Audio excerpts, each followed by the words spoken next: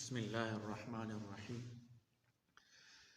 اب ہم دجال کے بارے میں بتائیں گے کہ دجال کون ہے۔ سامری جادوگر جو موسیٰ علیہ السلام کے زمانے میں گزرا ہے، بعض حضرات کا کہنا ہے کہ حضرت موسیٰ علیہ السلام کے زمانے میں بنی اسرائیل کو گمراہ کر کے شرک میں مبتلا کرنے والا سامری در حقیقت دجال تھا۔ دجال کو عالم اشیاء میں تصرف کا جو بھرپور اختیار دیا گیا ہے، اس کے تحت سونے سے بنائے گئے بچھڑے کو متحرک، جاندار اور آواز لگانے والا بنا دینا کچھ بھی بعید نہیں۔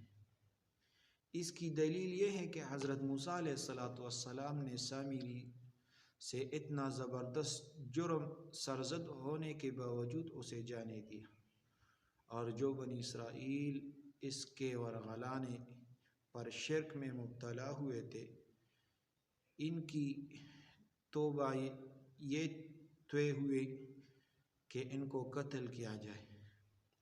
آپ نے سامری سے فرمایا، بے شک تیرے لیے ایک وقت مقرر ہے۔ موسیٰ علیہ السلام نے فرمایا سامری کو کہ ایک وقت مقرر ہے جس سے تو آگے پیچھے نہ ہو سکے گا۔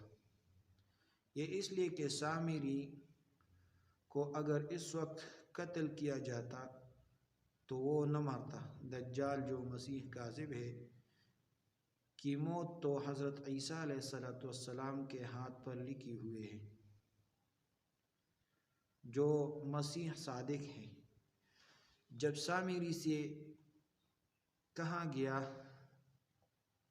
چلا جا، تیری یہ سزا ہے کہ زندگی بھر کہے گا مجھے نہ چھو، تو دجال المسمى بھی سامری مجروح حالت میں وہاں سے غائب ہو گیا، اور اب کہیں روپوش ہے۔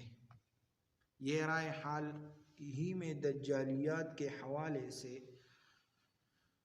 شہرت پانے والے مصنف جناب اسرار عالم کی ہے۔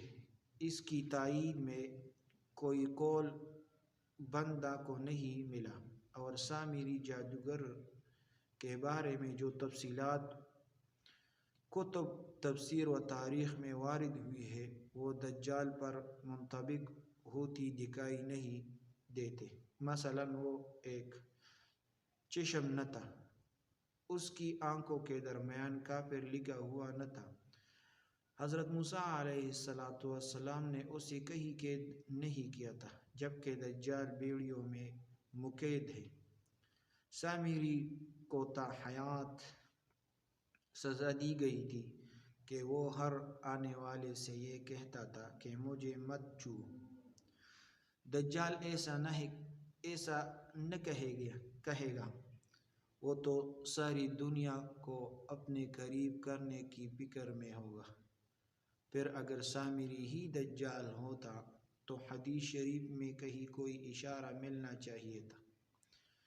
دجال کے متعلق حدیث شریف میں تفصیلی علامات ہیں، لیکن کہیں یہ ذکر نہیں کہ وہ ہزاروں سال پہلے والے سامری تھا۔ اب ہم انشاءاللہ اس کی